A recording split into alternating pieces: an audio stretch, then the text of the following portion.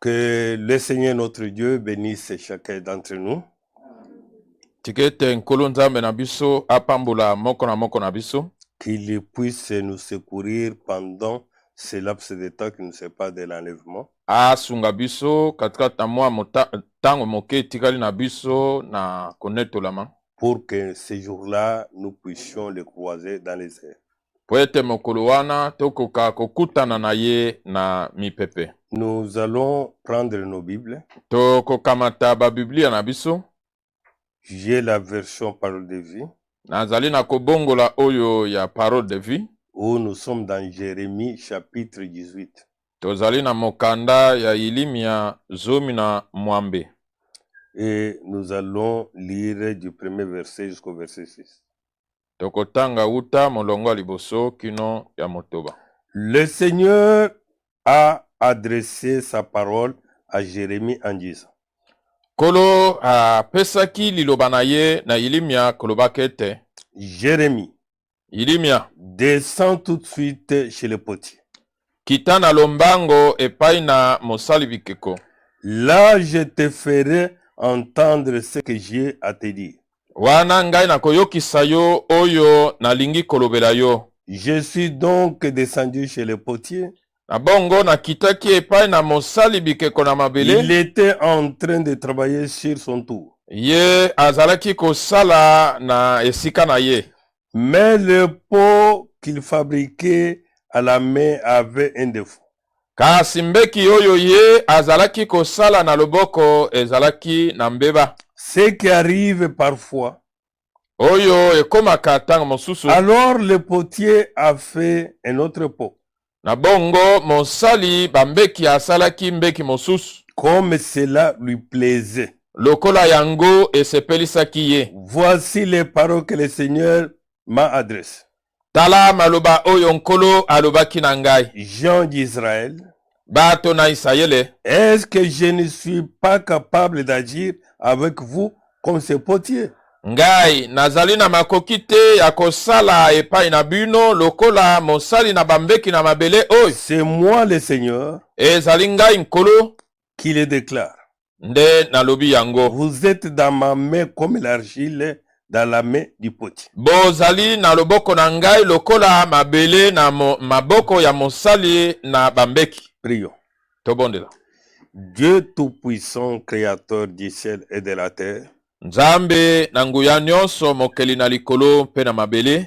Nous te sommes infiniment reconnaissants pour ce moment que tu nous accordes. Tozali na matoni mingi epai na yo pona ngonga pe tango yo pesi biso lisusu. Qui prendre la charge de cette prédication. Tike tozwa mokumba ya liteya oyo. Assister chacun, Seigneur notre Dieu. Sunga moko na moko nkolo nzambe na biso. Assister l'interprète. Osunga molimboli. M'assister. Osunga ngai. Assister tous les techniciens. Osunga ba technicien nyonso. Assister tous ceux qui écouteront cette parole. Osunga ba nyonso bakoyoka liloba oyo. Nous te le demandons avec foi. Tosengi yo yango na kondima. Dans le nom de notre Seigneur. Na kombo na nkolo na biso pe mobikisi. Jésus-Christ. Yesu Kristo. Amen. Amen. Nous saluons aussi tous nos bien-aimés frères et sœurs qui sont en ligne. Tozali pe kopesa mbote na bandeko na biso mibali baso baza na nzela ya internet. Et ce matin, nous allons parler du potier et de l'argile. Na tongo oyo tokoloba na ntina na mosali bambeki mpe mabele. Et le Seigneur avait adressé la parole à Jérémie le prophète. Nkolo a pesaki liloba to alobaki na Ilimia mosakoli. Qu'il devrait quitter sa maison afin de descendre chez le potier. Asengelaki kotika ndako na ye pe akenda epai na moto ya kosalaka bambeki. Et que c'était à partir du potier que le Seigneur pouvait adresser un message à Jérémie. Ezali wuta esikoyo mosali na bambeki azalaki nde nkolo alingaki koloba liloba epai na Ilimia. Et Jérémie le prophète était parti chez le potier. Ilimia mosakoli akendeki epai na mosali na bambeki. Il a trouvé en train de faire son travail. Akutaki azali kosala mosala na ye. Il fabriquait les pots. Azalaki kosala bambeki. Et il a fabriqué les premiers pots où il y avait les défauts. Asalaki mbeki moko ya liboso oyo ezalaki na mbeba. Et après aussi, il a fabriqué un autre pot. Mpe nsima na yango asalaki mbeki mosusu. Comme cela le plaisait, nous dit la Bible. Lokola yango esepelisaki ye ndenge Biblia elobi na biso. Le potier n'avait aucun conseil à demander à quelqu'un d'autre. Mosali na bambeki azalaki na toli moko ya kosenga te epai ya moto mosusu. Il avait lui-même l'image de ce qu'il devrait faire. Azalaki na ye moko na elilingi eloko oyo ye alingaki kosala. Quelque chose qui pouvait le plaire. Eloko moko oyo ekokaki kosepelisa ye. Et le Seigneur adresse maintenant la parole à Jérémie. Mpe sika wa nkolo azali koloba epai na Yilimia. Pendant qu'il voyait le potier en train de travailler. Wana azali komona mosali na bambeki kosala. Et le Seigneur devrait maintenant parler. Sika wa nkolo asengelaki koloba. Que gens d'Israël. Ete bato na Isayele. Est-ce que je ne suis pas capable d'agir avec vous? Ngai nazangi makoki ya kosala elongo na bino. Comme ce potier. Lokola mosali na bambeki oyo. Ce potier n'a pas de conseil à recevoir de quelqu'un autre. Mosali na bambeki oyo azalaki na toli ya kozwa epai ya moto mosusu te. Mais il agit comme il veut. Ye azali kosala ndenge alingi. Et il fabrique des pots qui peuvent le plaire. Azali kosala bambeki oyo ekoko sepelisa ye. Et qu'il dit que gens d'Israël. Alobi ete bato na Isayele. Est-ce que je ne suis pas capable d'agir avec vous comme ce potier? Ngai nazangi makoki ya kosala epai na bino lokola mosala na bambeki oyo. C'est moi le Seigneur qui le déclare. Ezali ngai nkolo nde nalobi yango. Vous êtes dans ma main comme l'argile dans la main du potier. Bozali na loboko na ngai lokola mabele na loboko na mosali na bambeki. L'homme est comparé à l'argile. Moto akokani na mabele. Tandis que le Seigneur est comparé au potier. Nzoka nde nkolo ye azali kokokisama na mosali na bambeki. Et l'argile est dans les mains des potiers. Mabele o na mbeki eza na maboko ya Et mosali. le potier en fait comme il veut. Mosali na mbeki azali kosalela ngo ndenge ye alingi. Oui, mes bien-aimés. Boye balingami. C'est ainsi que dans Job. Boye nde kati na Yobo. Voilà, c'est écrit dans Job 10. Tala oyo ekomami na Yobo zomi. Alors, concernant le sujet que nous avons, Na kotalaka moto na litea toza na yango. et la parole de Dieu déclare Liloba na Nzambe lobi. au verset 8, Molongo na mwambe. Job 10, 8, Job zomi dans la molongo na mwambe. version parole de vie. Na kobongolo ya liloba na bomoy. Ce sont tes mains qui m'ont créé et formé. Ezali maboko na yo nde ekelaki ngai mpe esalaki ngai. Comme le potier modèle l'argile Lokola mosali na bambeki akobongisaka mabele de ses propres mains, na maboko na ye moko. de même aussi le Seigneur, Lolenge moko pe nkolo. c'est par ses mains Uta na maboko na ye qu'il a créé l'homme nde akeli moto et qu'il a formé. nde asalaki ye. L'homme n'a aucune leçon à donner à Dieu. Moto azali na liteya moko te akopesa epai na Nzambe. L'homme doit accepter tout ce que le Seigneur fait. Moto asengeli kondima nyonso oyo nkolo akosalaka. Puisqu'il est comparé à l'argile dans les mains des gens. Ete ye akokani na mabelo ya bikeko na maboko na mosali. Et maintenant, Esikawa elle se resserre sur moi yango ekangi ngai et tu veux me détruire. pe olingi penza kokomebisanga. Souviens-toi, tu m'as modélé comme un objet d'argile.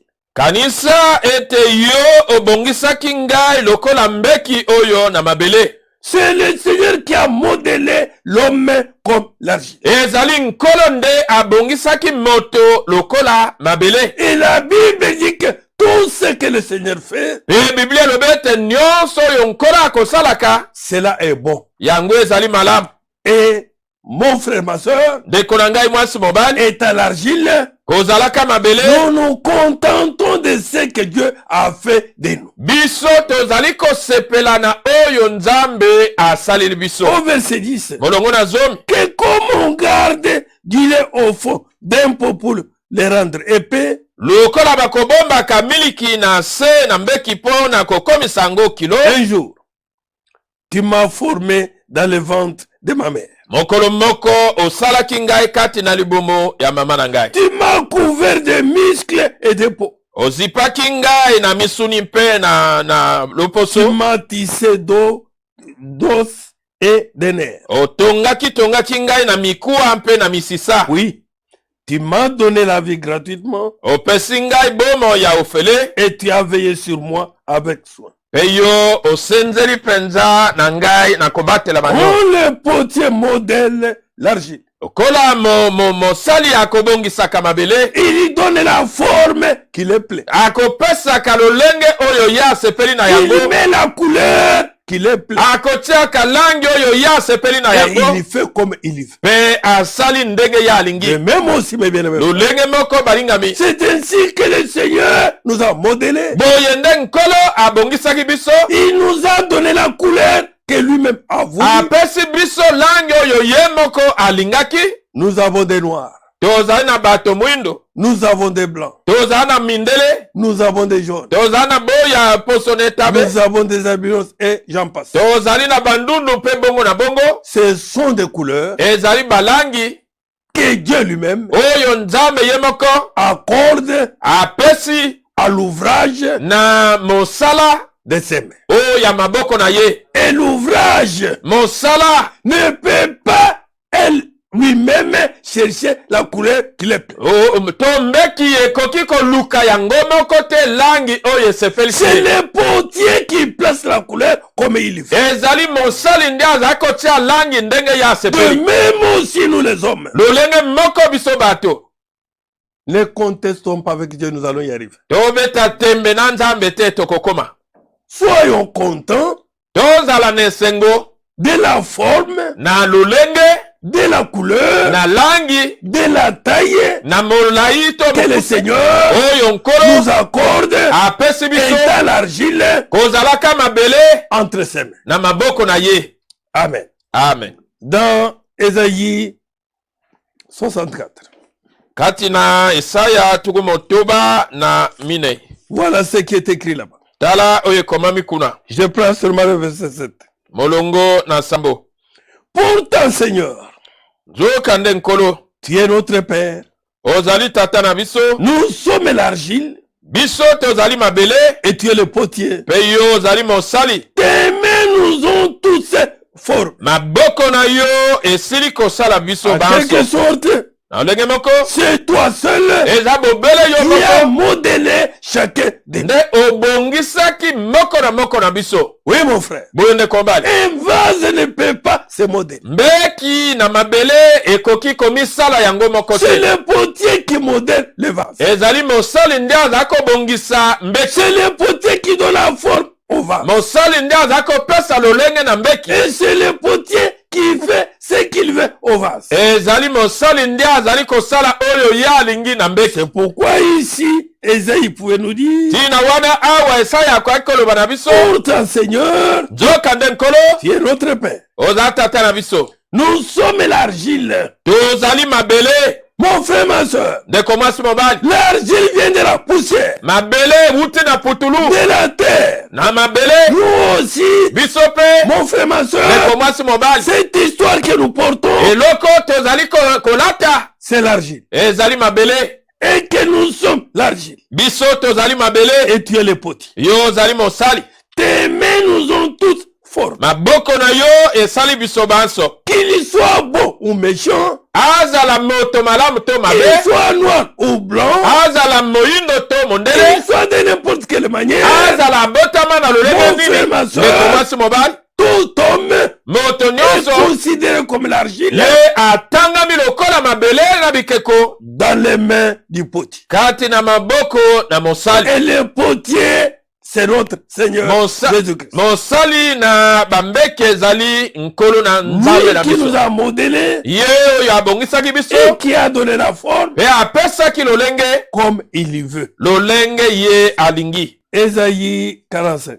Isaya tukumine na sambo. Suivez maintenant ici ce que la Bible déclare. Bolanda awa oyo Biblia ezali koloba. Toujours dans la version parole de vie. Kaka na kobongolo ya liloba na bobo. Je prends le verset 9. Molongo ya libwa. Quel malheur pour l'homme qui se dispute avec celui qui l'a fait. Mawa nini na moto oyo azali kotia tembe na oyo akelaki ye. Quel malheur mawa nini pour l'homme qui se dispute avec celui qui l'a fait. mpo na moto oyo azali kobenda na to kotya tembe na oyo asalaki ye. Pourquoi tu m'as donné de tels cheveux? mpo na nini opesaki ngai basuki ya boye? Il fallait me donner des cheveux comme les blancs. esengelaki opesa ngai suki lokolo ya Il fallait mondele. me donner des cheveux comme des poils des animaux. esengelaki opesa ngai basuki lokola bapwale ya banyama. Même si vous êtes malheureuse, ma soeur ou mon frère, boye ozali moto na mawa ndeko na ngai ya mwasi mpo ya vous mobali. qui disputez avec le Créateur, bino oyo bozali kowelana il na n'est que mokili. l'argile dans les mains de Dieu. ozali mabele na maboko na nzambe. Il doit te contenter de ce que le Seigneur a fait de toi. osengeli kosepela na oyo nkolo asaleli yo. N'amplifie pas ton corps. yo kobebisa nzoto na yo te. Laissez la couleur que Dieu a donnée. tika langi oyo nzambe apesaki yo. Laisse tes cheveux que Dieu a donnés. tika basuki na yo oyo nzambe apesaki yo. Laisse tes sourcils là où Dieu les a placés. tika makiki esika oyo nzambe atiaki yango. Contente-toi de la couleur de tes lèvres. sepela na langi ya bibebo na yo. Puisqu'il est dit ici, ete elobami awa quel malheur mawa nini pour l'homme mpo na moto qui se dispute oyo azali avec kobengana celui qui l'a fait. na oyo asalaki ye. Il ne fallait pas me faire ceci. sengelaki tosala ngai boye. Il ne fallait pas me donner de telles lèvres. esengelaki topesa ngai bibebo ya Il boye. fallait que mes lèvres soient rouges. sengelaki ete mbebo na ngai ezala Il motane. fallait que mes cheveux soient ceci. esengelaki basuki na ngai ezala boye. Il fallait que mes soucis soient déplacés. sengelaki ete makiki na ngai ezala Quel ya malheur komata à boye. toi mawa na yo pour l'homme qui se dispute avec celui qui l'a fait. mpo na moto oyo azali kowelana kobendana na oyo asalaki ye. L'être humain est comme un plat en terre parmi d'autres. moto azali lokola mbeki na mabele katikati na mosusu. Ce n'est qu'un vase de terre ozali bobele mbeki na mabele que le Seigneur a modélé comme il veut. oyo nkolo abongisaki ndenge ye Il alingi. a donné la forme qu'il veut. apesaki lolengo ye alingi. Il a donné la taille qu'il veut. apesi molayo ye alingi. Il a donné les cheveux qu'il veut. apesi suki oyo ye Et alingi. la couleur qu'il veut. elangi oyo ye Et alingi. quand il a fait, ntango le asali yango Seigneur a dit, nkolo alobi cela est bon. yango ezali malamu. Et nous aussi, biso mpe contentons-nous tosepelaka de ce que le Seigneur na oyo nkolo a fait de nous. asaleli biso. Non, te mes cheveux que tu m'as donnés, basuki oyo opesi ngai ce n'est pas cela que moi je veux. yango te ngai nalingi. Je veux être comme un cheval. nalingi nazala lokola mpunda. Je veux être comme une indienne. nalingi nazala lokola mwasi Je veux oyo ya. être ceci. nalingi nazala boye. Malheur à toi. mawa na yo Nous dit la Bible. biblia elobi na biso. Toi qui disputes avec Dieu, yo oyo ozali kobendana na nzambe. qui conteste ce que Dieu a fait de toi. ozali kotia tembe na oyo nzambe asaleli yo. Toi, vase d'argile, yo mbeki na mabele modélé par Dieu lui-même. oyo nzambe abongisi ye moko. Mon frère, ma soeur, ndeko mwasi mobali reviens à ta place. zonga na esika na yo. Et honore Dieu pesa nzambe lokumu qui a voulu oyo que alingaki tu sois ete ce ozala que tu es. oyo yo ozali. Est-ce que l'argile mabele dit à celui qui la modèle, ekolobaka na oyo azali kobongisa yango. qu'est-ce que tu fais? ozali kosala nini? Tu fais quoi sur moi? ozali kosala nini likolo na Moi, ngai? je veux que ça soit ainsi. ngai nalingi ete ezala boye. L'argile mabele ne fait pas ça. esalaka boye te. Et toi, l'homme, bongo yo moto tu es l'argile ozali mabele dans les mains de Dieu. na maboko na nzambe Que Dieu, oyo nzambe Mobele. azali kobongisa selon sa volonté. kokokana na mokano na ye. Ton plan ne vaut rien. mwango na yo ezali pamba. Ton vase. mbeki na yo ezali pamba. Quel malheur pour celui qui dit à son père, à un père, mawa nini na moto oyo azali koloba na tata moko. à quel drôle d'enfant as-tu donné la vie? na lolenge na mwana nini ya lolenge boye osili kopesa bomoi. Pourquoi tu m'as mis au monde? Mpona nini obotaki ngai? Pourquoi as-tu permis que je vienne au monde? Mpona nini opesaki nzela ete ngai naya na mokili? Toi, une mère, to na mama moko, qu'est-ce que tu as mis au monde? nini yo oboti na mokili? Il ne fallait pas que je puisse avoir un tel nez. Esengelaki te ete nazala na zolo ya boye. Il ne fallait pas que je puisse avoir de telles jambes. Esengelaki te nazala na makolo ya Il boye. ne fallait pas que je puisse avoir de telles tailles. Esengelaki te nazala molai Il ne boye. fallait pas que je sois ainsi. Esengelaki te nazala boye boye Le boye. malheur à un tel homme. Mawa na moto ya boye. Oui, Boye. nous sommes l'argile Tozali mabele. et Dieu fait de nous ce qu'il veut. Nzambe akosalelaka biso Et ya alingi. nous, Biso soyons contents toza na de esengo ce que Dieu a fait, na oyo Nzambe de ce asali que nous sommes. na oyo biso tozali. Amen. Amen. Nous sommes que des vases Toza bobele bambeki entre les mains de Dieu na maboko na et Nzambe. les vases dans la Bambeki maison de Dieu na ndako na que Nzambe Dieu a coloré oyo Nzambe apesi langi comme il veut. lolenge ya alingi. Oui, mon frère. Iyo ndeko mbali. Oui, ma soeur. Iyo ndeko mwasi. Que voici ce que dit le Seigneur, Ete tala oyo nkolo alobi. le Dieu saint d'Israël, Nzambe ya bule ya Isayele. lui qui a formé son peuple. Ye oyo asalaki libota na ye. Vous me posez des questions sur mes enfants. Boza kotuna ngai mituna liko na bana na ngai. Vous voulez me donner des ordres au sujet de ce que j'ai fait. Bolingi kopesa ngai mitindo na kotalaka makambo ngai naza Qui kosala. êtes-vous pour donner l'ordre à Dieu de ce qu'il a fait? Ozali nani po ete opesa motindo epai na Nzambe na oyo ye asali. De ses enfants qu'il a modelés, Na bana na ye oyo ye abongisi. comme l'argile entre ses mains. Lokola mabele na maboko na ye.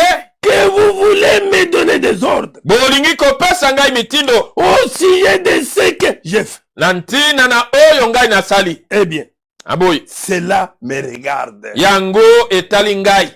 C'est l'affaire du potier. Ezali likambo ya mosali bambeki. On n'a pas des ordres à donner au potier. Toza na mitindo akopesa na mosali bambeki te. Nous devons que nous contenter de ce qu'il a fait de nous. Tosengeli kaka kosepela na oyo ye asaleli Et nous biso. réjouir de ce que nous sommes. Kosepela na oyo biso tozali. C'est moi qui ai fait la terre. Ngai nde nasalaki mabele. Et j'ai créé les humains qui l'habitent. Nakelaki bato oyo bazali kofanda kata yango. C'est moi qui ai étendu le ciel. Ngai nde nasembolaki likolo. Et je commande à l'armée des étoiles. Pe nazali kopesa mitindo na mampinga na mioto. Oui, mon frère. Boye ndeko bali. Oui, ma soeur. Boye ndeko mwasi. L'homme est créé par Dieu Moto ya akelami na Nzambe. est comparable à l'argile que Dieu a modelé, Ye akokani na mabele oyo Nzambe abongisi. que Dieu a donné la forme, Oyo Nzambe apesi lolenge. et le Seigneur a donné le souffle de vie. Kolo apesi pema na bomoi. Pas pour que nous corrigeons le Seigneur, Ete biso tosembola nkolo te. mais que nous puissions remercier le Seigneur Kasi tokoka kotonda nkolo. et nous puissions nous contenter de ce qu'il a fait de nous. Pe tosepela na oyo ye asaleli biso. Que nous soyons toujours joyeux, Toza tango nyonso na mon esengo. frère, ma soeur, Ndeko mwasi de mobali. ce qu'il a fait de nous. Ya na oyo ye Mais asaleli biso. aujourd'hui, Lelo dans beaucoup de cas, na makambo ebele l'homme n'est pas satisfait. moto azali kosepela te. L'homme veut discuter avec Dieu. Moto alingi kowelana na Nzambe Non, te. ma soeur, Ndeko mwasi, mon frère, ndeko mobali, sois ce que Dieu a fait de toi. zala oyo Nzambe asali yo. On ne corrige pas Dieu. Basembolaka Nzambe te. On ne donne pas les ordres à Dieu. Bapesaka mitindo epa na Nzambe te. Mais Kasi on se réjouit aza kosepela de ce que le Seigneur na oyo nkolo m'a modelé ainsi. abongisi ngai boye. Puisque cela Pointe yango a plu au Seigneur. esepelisaki nkolo. Ésaïe 29. Isaya tukumi bale na libwa. Il est écrit là-bas Ekomami kuna au verset 15. molongo ya 15. Quel malheur Mawa nini pour ces gens qui agissent en secret, mpo na bato oyo bazali kosala na nkuku pour cacher leurs projets au Seigneur. Pona kobomba miango na bango epai na Ils nkolo. préparent leurs affaires dans l'ombre. Baza kobongisa makambo na bango na molili. Ils disent, Pe baza koloba. qui peut nous voir? Nani akokomona biso? Qui sait ce que nous faisons? Nani ayebi oyo biso toza kosala? Quel malheur pour ces gens-là. Ete mawanini pona bato. Ils agissent en secret. Baza kosala na nkuku. L'argile modélé par Dieu. Mabelo oyo nzambe abongisi. Qui pense que Dieu ne voit pas. Oyo akanisi ete nzambe aza komona te. Ils font leurs choses en secret. Baza kosala makambo na bango na Ils nkuku. préparent les affaires dans l'ombre. Bazali kosala makitakata Et molili. ils disent, Pe koloba. qui peut nous voir? Nani akokomona biso? Qui sait ce que nous faisons? Nani ayebi oyo biso toza kosala? Pourtant, Nzokande. vous vous trompez totalement. Bozali komikosa mobimba penza. Est-ce qu'on peut confondre le potier avec l'argile? Okoki kobulinganisa mosali na bikeko mpe mabele. Toi, tu n'es que l'argile. Yo ozali bobele mabele. Mais Dieu, il est le potier Nzambe azali mosali na qui t'a bambeki. modélé, Abongisi yo qui a permis oyo apesi que nzela tu vives. ete yo oza na bomoi. Et on ne peut pas confondre Okoki kotia mobulu te celui qui a modélé oyo asalaki et celui qui est modèle. mpe oyo asali. Que pourtant, Nzokande. vous vous trompez totalement. Bozali komikosa mobimba penza. Est-ce qu'on peut confondre le potier avec l'argile? Okoko bulunganisa mosali na bambeki Est-ce na que mabele. l'objet va dire de l'artisan? Mosali na bambeki akoloba nini epai na mosali. L'objet, donc mbeki, Eloko mbeki va dire de l'artisan, ekoloba na mosali. ce n'est pas lui qui m'a fait. Ezali ye te nde asalaki ngai. Est-ce que le vase va dire du potier, Mbeki ekoloba na mosali na yango il ne sait pas travailler, ayebi mosala te. comme les hommes pervertis aujourd'hui. Lokola bato o mibali oyo penza bakomi kilikili lelo. D'autres, Bamosusu totalement pervertis, penza bakomi penza na que kilikili. Dieu ne savait pas. Nzambe ayebaki te. Il devrait faire de moi une femme. Esengelaki asala ngai mwasi. Pourquoi il a fait de moi un homme? Pona nini asalaki ngai mobali? L'autre se disent, Bamosusu baza koloba. pourquoi il a fait de moi l'homme?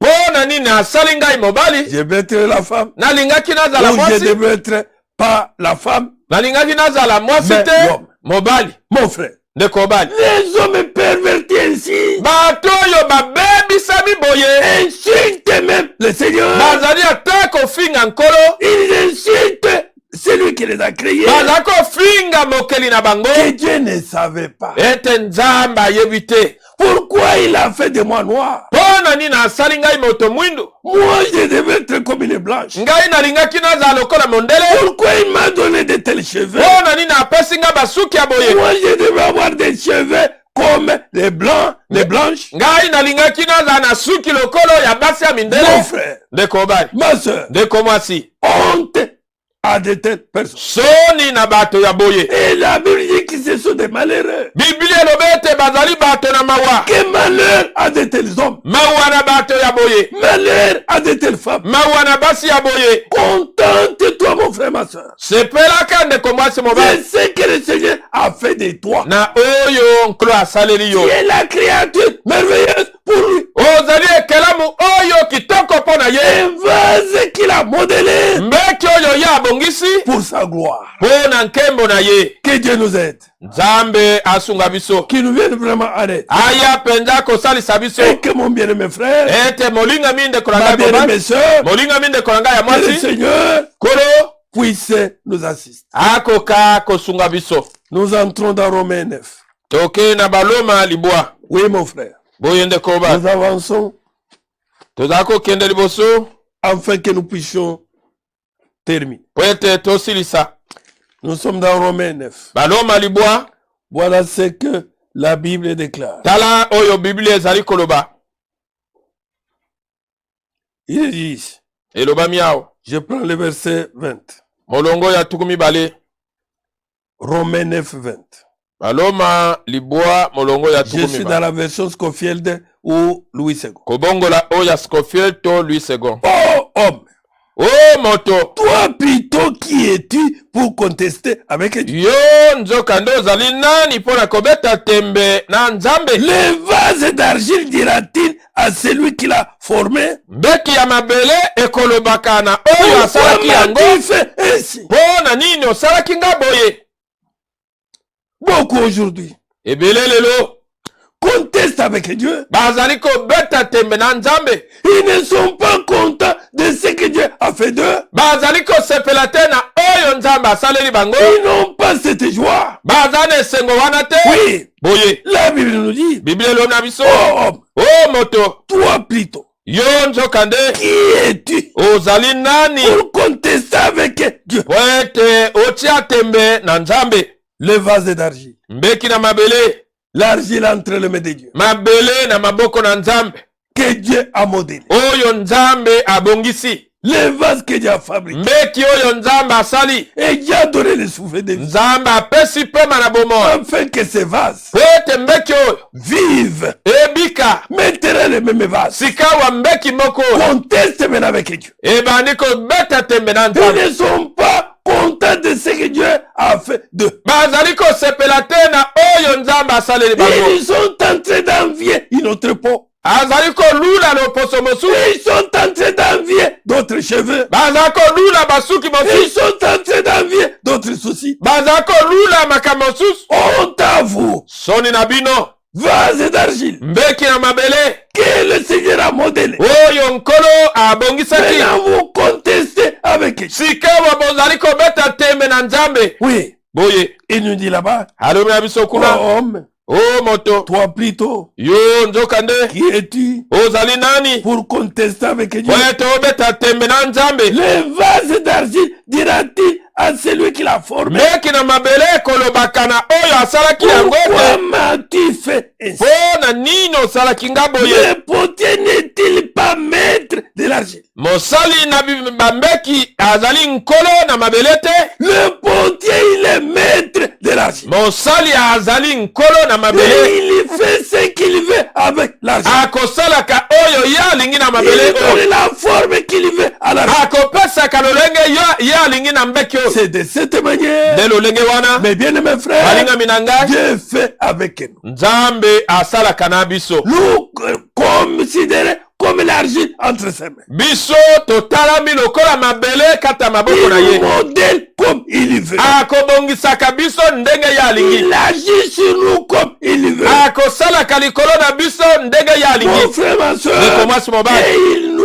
et il veut que nous fassions ce que lui veut. Alingi ete biso tosala oyo ye alingi. Lui qui nous a modélé, Ye oyo abongisaki biso. il connaît pourquoi il nous a modélé. Ayebi mpo na nini C'est abongisi biso. pourquoi, Tina mon wana frère, ma soeur, ndeko mwasi mobali. nous Biso devons en tant qu'argile tosengeli lokola mabele demander toujours au Seigneur. kosenga ntango nyonso epai na nkolo Considéré comme le potier. oyo azali mosali. Seigneur, Nkolo aide-moi sunga ngai à accomplir ya la kokokisa mission mosala pour laquelle mpo na yango tu m'as mis sur cette terre. otie ngai na mokili Tu oyo. m'as modélé Obongisaki pour un ngai but. na ntina moko. Aide-moi, Seigneur, Sunga ngai à nkolo atteindre le but pour lequel tu m'as envoyé. ya kokoma na mama na likambo oyo otindelaki ngai na mokili. Pas ce que moi je veux, Ezali te oyo ngai ce nalingi, que toi tu veux, Seigneur. oyo yo olingi nkolo. Oui, Boye puisque le Seigneur po ete ne nkolo peut pas te modeler en vain. akoki kobongisa yo na pamba te. Il a un but qu'il poursuit avec toi. Azali na mama na likambo moko azali kolandela Que elongo na le yo. Seigneur puisse t'aider, Nkolo asunga yo, que le Seigneur puisse m'aider nkolo asunga à ngai accomplir réellement ya kokokisa solo la mission etinda pour laquelle mpo na yango il m'a modélé ye et abongisaki il ngai m'a placé atie ngai sur cette terre. na mokili oyo. Le potier n'est-il pas maître de l'argile Mosali na bambeki ye azali nkolo na mabele te pour en faire avec la même masse un vase d'honneur et un vase d'un usage vil? mpo na kosala kaka na mabele moko mbeki moko na lokumu mpe mbeki mosusu oyo ya pamba. Oui, mon frère. Boyo ndeko bali, Oui, ma soeur. boyo ndeko mwasi. Que le même potier ete mosali mbeki moko il est libre. azali nsomi, Il n'a pas les autres à recevoir. azali na mitindo ya kozwa te. C'est lui qui fait un vase d'honneur. Ye nde akosalaka mbeki moko oyo ya lokumu, Et c'est lui aussi qui fait un vase d'usage vide. ye mpe akosalaka mbeki mosusu oyo ya pamba. Ça ne dépend pas de celui qui veut, ni de celui qui court. Eza kotalela te oyo alingi te oyo aza kokima Mais mbango. ça dépend de Dieu seul, Eza kotalela bobele nzambe ye moko qui nous a modélés, oyo abongisaki biso, qui nous a fabriqués, oyo asali biso, qui nous a donné les souffles de oyo vie apesi biso pema na et qui nous bomoi, a placés sur la terre. mpe atie biso na mabele. Oui, Boye oui mon frère. boye ndeko yanga mobali. Mais quand tu es le vase d'honneur Kasi wana soki yo ozali mbeki oyo ya lokumu que le Seigneur a créé pour l'honneur, oyo nkolo akeli mpo na lokumu, ton comportement ezaleli na yo et tout autre. ezali lolenge mosusu. Tu ne vis pas Ozali désordre. kobika te en désordre, na mobulu, dans l'impureté. na bosoto. Non mon frère, Te ndeko mobali, non ma soeur. te ndeko mwasi. C'est pourquoi il nous dit ceci. Tina wana alobi na biso awa boye C'est dans 2 Timothée.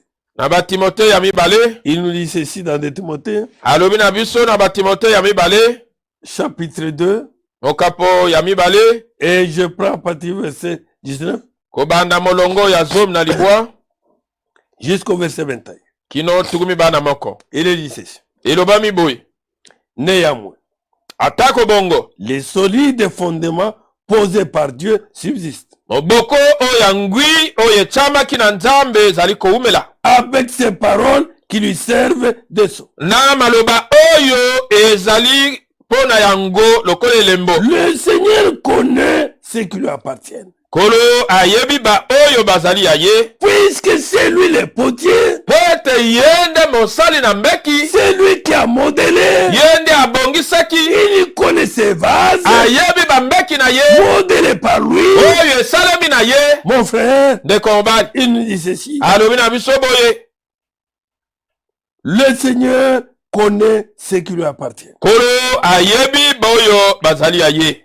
Et quiconque prononce les noms du Seigneur, Pe moto nani oyo akolobaka komo na nkolo, qu'il s'éloigne de l'iniquité. ye atangwa mosika na lisumu na nko. Dans une grande maison, Kati na ndako il monene n'y a pas seulement des vases d'or ezali kaka na bambeki oyo ya wolo te et d'argent, pe ya motaku, mais il y en a aussi de bois ezali pe na bambeki oyo ya banzete et de terre. pe ya mabele. Les uns sont des vases d'honneur Bamoko ezali bambeki oyo ya lokumu, et les autres sont des usages vifs. pe mosusu oyo ya misala oyo ya pamba.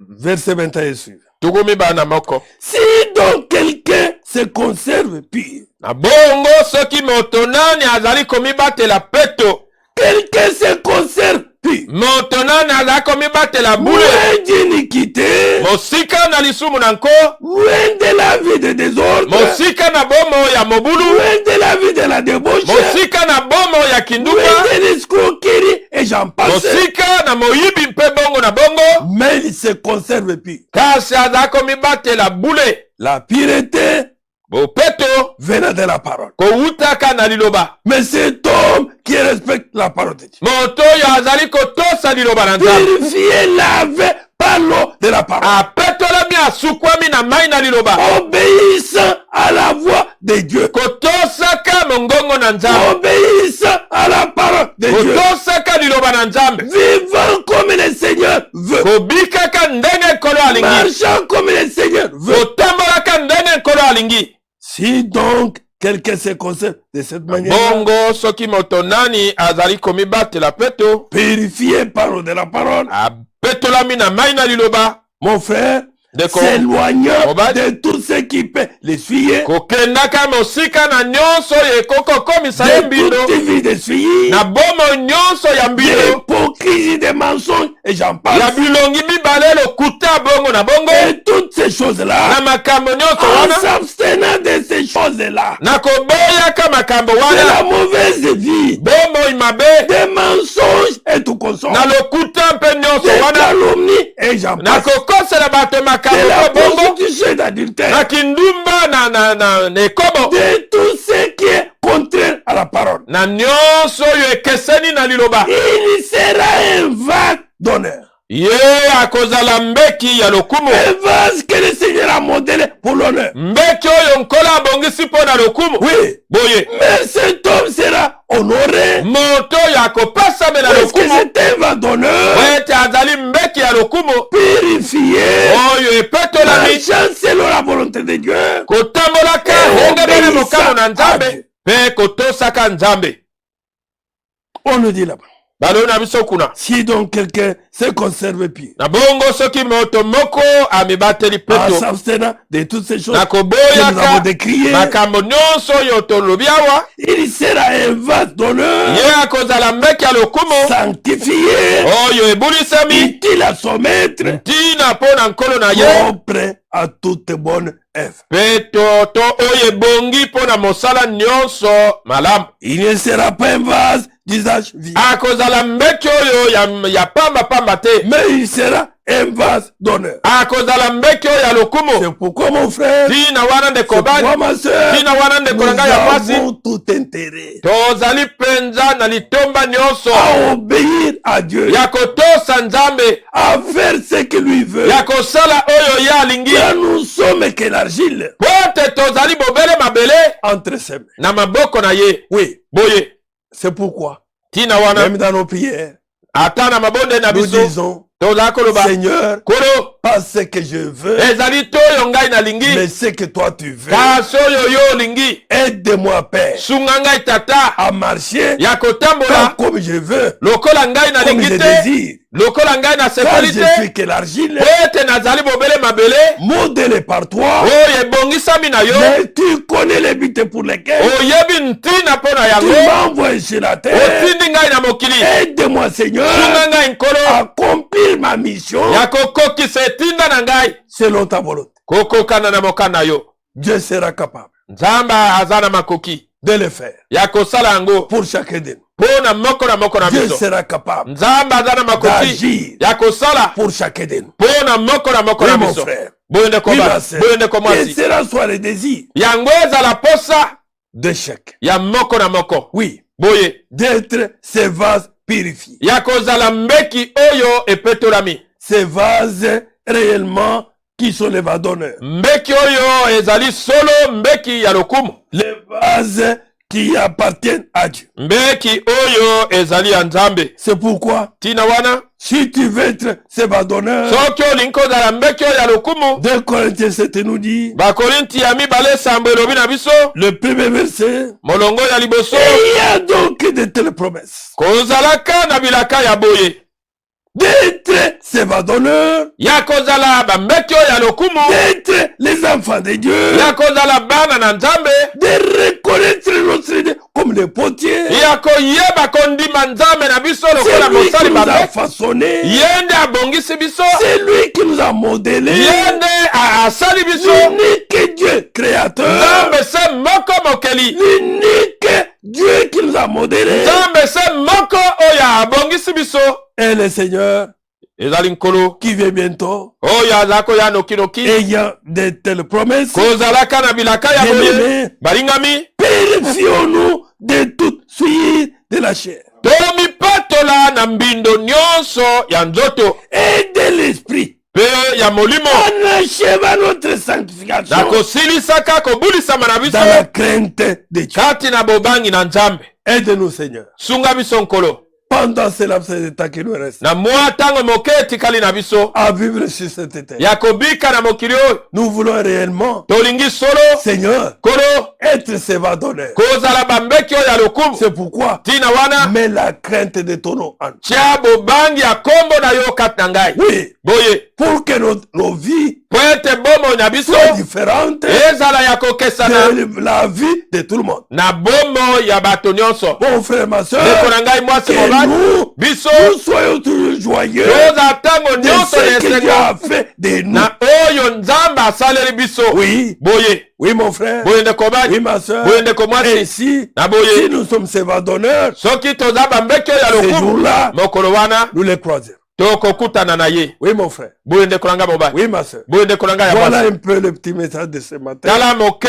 mwa sango ya tongo oyo Où le Seigneur appelle chacun de nous wapi nkolo aza kobenga moko na biso à reconnaître ce que Dieu a fait de lui ya kondima oyo nzambe asaleli ye et à marcher réellement comme le vadonneur. ya kotambola solo lokola mbeki oyo ya Craignant lokumu Dieu, kobangaka nzambe les vases purifiés, sanctifiés, mbeki oyo epatolami ebulisami marchant loin de tout souillis, kotambolaka mosika ya mbindo vivant loin nyonso de tout souillis, kobikaka mosika na de mbindo ne pas nyonso imiter ces hommes du monde, amekola te bato nyonso ya mokili mais kasi de nous contenter ya kosepela de ce qu'il a fait de nous. na oyo ye asaleli biso. Que le Seigneur nous aide. tika ete nkolo asunga biso. Toi qui insultes Dieu, yo oyo ozali kofinga nzambe, toi qui contestes avec Dieu, yo oyo ozali kobeta tembe na nzambe, ne le fais plus. kosala yango lisusu te. Contente-toi de l'état que Dieu t'a fait de toi. sepelaka na lolengo oyo nzambe asaleli yo. Ma soeur, ndeko na ngai ya sois mwasi, contente des cheveux que Dieu t'a donné. yo sepelaka na suki oyo nzambe apesi Sois yo. contente du teint que Dieu t'a donné. yo sepelaka na langi oyo nzambe apesi Sois yo. contente de ce que Dieu a fait de toi. yo sepelaka na oyo nzambe asaleli yo. Puisque ça ne dépend pas de toi. po ete yango eza kotalela yo te. Tu n'avais pas les autres à donner au Seigneur. yo ozalaki na mitindo ya kopesa na nkolo te. Ça dépend du potier lui-même. eza kotalela mosali ya mbeki Qui ye fait moko des vases comme il veut. oyo akosalaka bambeki ndenge ye alingi, Et qui les place à l'endroit qu'il veut. pe akotiaka yango na esika oyo ye C'est alingi. pourquoi, mon frère, ntina wana ndeko sois mobali, content zalaka na de esengo la place que Dieu t'a donnée. esika oyo nzambe Sois apesi yo. content zalaka na de esengo là qu'il t'a fixé. na esika oyo atie yo. Ne prends pas la place de quelqu'un d'autre. kozwa esika ya moto mosusu te. Ne cherchez pas ce que Dieu t'a pas donné. koluka te oyo nzambe apesi yo te. Ne cherchez pas à vivre au-delà de ce que Dieu t'a donné. koluka te kobika koleka na makoki oyo nzambe apesi yo. Sois à ta place. zala na esika na yo. Marche selon la volonté de Dieu. tambola ayengebene mokano na Et que le nzambe Seigneur, ete nkolo quand tu seras à ta place, ntango okozala na esika na yo craignant Dieu, kobangaka te nzambe purifiant, te sanctifiant, komipetolaka komibulisaka, tu seras considéré comme le vadonneur, yo kotangama lokola mbeki oyo ya lokumu placé dans la maison de Dieu. oyo etiami kati na ndako na nzambe. Que Dieu vous bénisse. tika ete nzambe apambola Nous allons bino. prier le Seigneur, tokobondela nkolo créateur du ciel et de la terre, Père céleste. mokeli na likolo mpe na mabele tata na lola. Une fois de plus, nous venons devant toi. mbala moko lisusu toye liboso na yo. Nous, l'argile entre tes mains, biso mabele na maboko na yo, afin que tu fasses de nous ce que tu veux, po ete osalela biso oyo yo olingi. que tu nous conduises toujours dans ta parole, okamba biso ntango nyonso kata liloba na yo. que tu nous modèles comme tu veux, Seigneur. obongisa biso ndenge yo olingi nkolo. Aide-nous à être joyeux de ce que nous sommes. sunga biso tozalaka na esengo na oyo tozali. Oui, yo à nous réjouir ya kosepela de ce que tu as fait de nous, na oyo osaleli biso. la créature ekelamu merveilleuse. kitoko, Dieu de gloire, nzambe na nkembo, le Dieu véritable, nzambe na solo, puisses-tu nous accorder cette capacité tika ete opesa biso makoki oyo de marcher dans ta volonté, ya kotambola kata mokano na yo, de vivre dans ta volonté, ya kobika kata mokano na yo, et de reconnaître en tout temps mpe ya kososola ntango nyonso que c'est le Seigneur qui nous a modélés ete ezali nkolo nde abongisaki biso pour sa gloire. mpo na nkembo na ye. Dieu de gloire, nzambe na nkembo, bénis ton peuple. pambola libota na yo, Accorde à tout ce qu'il faut à ton peuple. pesa nyonso oyo esengeli na libota na yo. Tu connais leurs besoins. oyebi bosenga na bango Pendant ce temps, Seigneur, Na tango oyo nkolo. Celui qui peut les assister, c'est toi. Oyo akoko sunga bango ezali yo. Celui qui peut agir, c'est toi. Oyo akoko sala ezali yo. Celui qui peut ouvrir les portes, c'est toi. Oyo akoko fungola bikuke ezali yo. Celui qui peut les consoler, c'est toi. Oyo akoko bondisa bango ezali yo. Seigneur notre Dieu, Nkolo nzambe na biso. prends chacun en charge. Zwa moko na moko na mokumba. Aide chacun, Seigneur. Sunga moko na moko nkolo. Père Céleste, Tata na lola. j'abandonne chacun Natiki moko na moko. entre tes mains. Na maboko na yo. Même ceux qui ne te connaissent pas, Ata boyo bayebi yo te. aide-les à te connaître. Sunga bango bayeba Toi yo. l'unique et véritable Dieu. Yo nzambe se moko ya Nous te solo. prions ainsi, Seigneur. To bondeli yo boye nkolo. Comptant sur ton amour, Kotalelaka ta bolingo na grâce, yo. ta paix, ta miséricorde, Talelaka bosawango dans na le nom yo. de notre Na Seigneur kombo na nkolo na et biso. Sauveur Jésus-Christ. Pe mobikisi Yesu Kristo. Amen. Amen.